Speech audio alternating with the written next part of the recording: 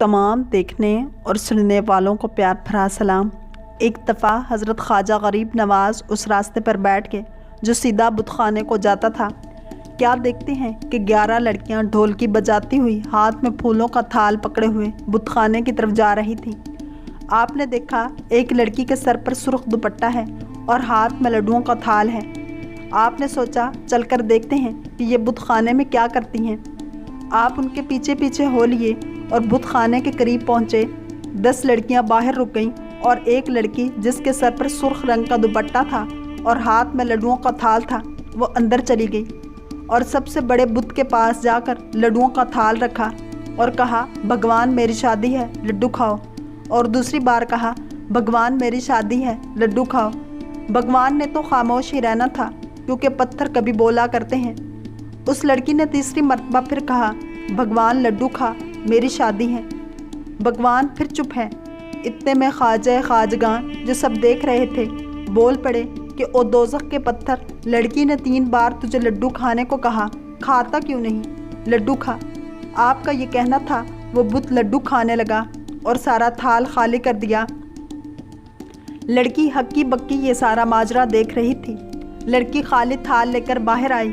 سہیلیوں نے پوچھا، لڈو کہاں ہیں؟ وہ بولی، بھگوان کھا گیا۔ ارے باولی ہو گئی ہے، بھگوان لڈو کیسے کھا سکتا ہے؟ سہیلیاں بولی، میری شادی ہوئی، تمہاری بہن کی شادی ہوئی، بھگوان نے لڈو نہیں کھائے، تم جھوٹ بول رہی ہو، سچ بتاؤ لڈو کہاں پھینک کر آئی ہو؟ وہاں رواج تھا جب لڑکی لڈوؤں کا تھال لے کر آتی تو آدھے لڈو سسرال والے آ کر لے جاتے اور آدھے میکے والے لے جاتے تھے۔ اب سسرال والے کہنے لگے، یہ لڑکی بدشگن ہے، ہم نے اسے لے کر نہیں جانا۔ لڑکی کے باپ نے کہا، بیٹا سچ بتاؤ لڈو کہاں پھینک کر آئی ہو؟ اس نے کہا، باپو بھگوان کھا گیا، سچ کہہ رہی ہوں، مجھے تیری قسم بھگوان کھا گیا۔ باپ نے کہا، بھگوان نے آج تک نہیں لڈو کھائے۔ مگر لڑکی بولی، آج تو وہ کھا گیا ہے۔ جب جھگڑا زیادہ بڑھا تو فیصلہ ہوا کہ ایک لڈوؤں کا تھال لے کر آؤ اور 4 بندے سسرال والے اور 4 بندے میکے والے اس لڑکی کے ساتھ اندر جائیں گے اور یہ لڑکی ہمارے سامنے اس بھگوان کو لڈو کھلائے گی۔ لڑکی نے بھگوان کے سامنے لڈوؤں کا تھال رکھا اور کہا، بھگوان لڈو کھاؤ۔ پھر کہا، لڈو کھاؤ، میری عزت کا سوال ہے۔ پھر تیسری بار کہا، بھگوان لڈو کھاؤ۔ وہ سارے کہنے لگے، دیکھا لڑکی جھوٹی ہے، بھگوان بھلا لڈو کیسے کھا سکتا ہے؟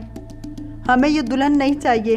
یہ سن کر لڑکی پریشان ہو گئی اور بھاگ کر حضرت خواجہ غریب نواز رحمۃ اللہ علیہ کے پاس آ گئی۔ لڑکی نے دوپٹہ سر سے اتارا اور خواجہ کے قدموں میں رکھ دیا اور کہا، آج میری عزت پہ چالو، آپ کہو گے تو یہ بھگوان لڈو کھا لے گا جیسے اس دن کھا لیے تھے۔ خواجہ کو لڑکی پر ترس آ گیا۔ خواجہ معین الدین اٹھے، وہ 8 بندے آپ کو دیکھ رہے تھے۔ آپ نے اس بت خانے میں جا کر اس بڑے بت سے کہا، یہ لڑکی تجھے اپنی عزت کا واسطہ دے رہی ہے، پہلے تو پورا تھال کھا گیا تھا، اب کیوں نہیں کھاتا؟ چل شاباش، یہ لڈو بھی کھا لیں۔ آپ کے کہنے کی دیر تھی، اس نے وہ لڈو بھی کھا لیے اور تھال خالی کر دیا۔ وہ 8 کے 8 آدمی آپ کے قدموں میں گر گئے اور کہنے لگے، ہم سے غلطی ہو گئی، بھگوان وہ نہیں بلکہ بھگوان آپ ہیں۔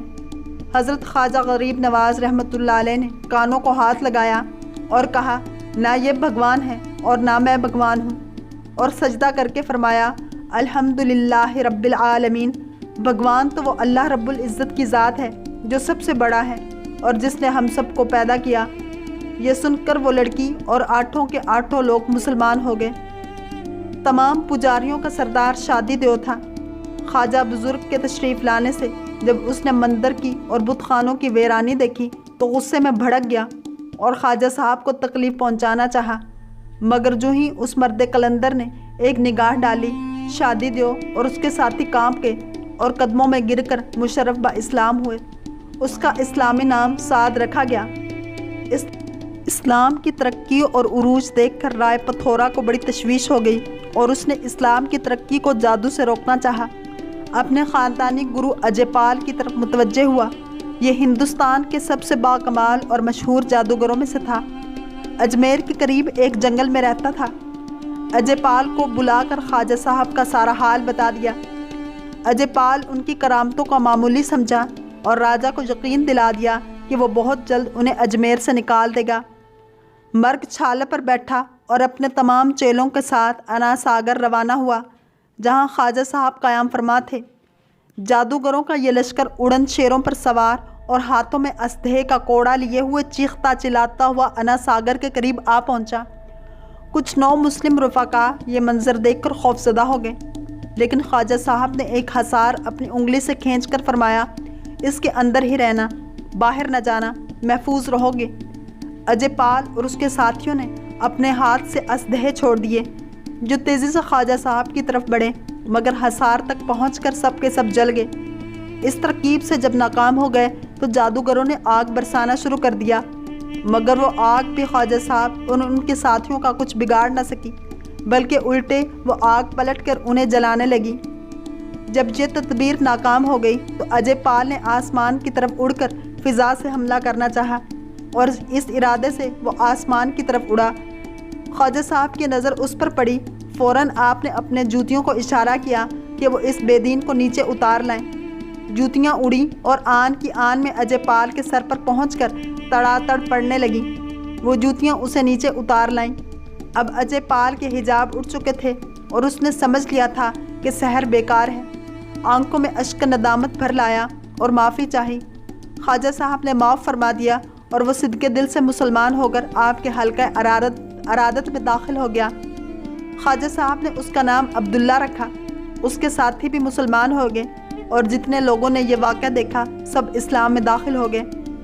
اجے پال نے مسلمان ہونے کے بعد عرض کیا، حضور اپنے مدارج اعلیٰ سے آگاہ فرمائیں۔